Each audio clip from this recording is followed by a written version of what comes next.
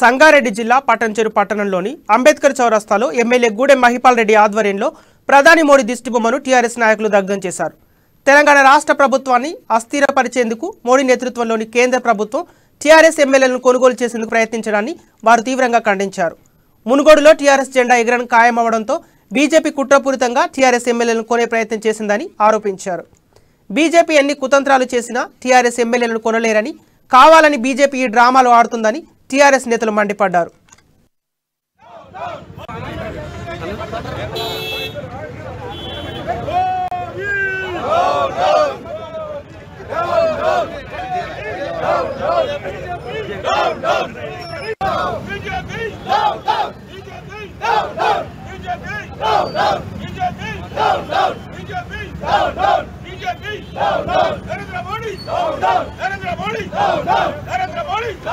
Naraendra Modi!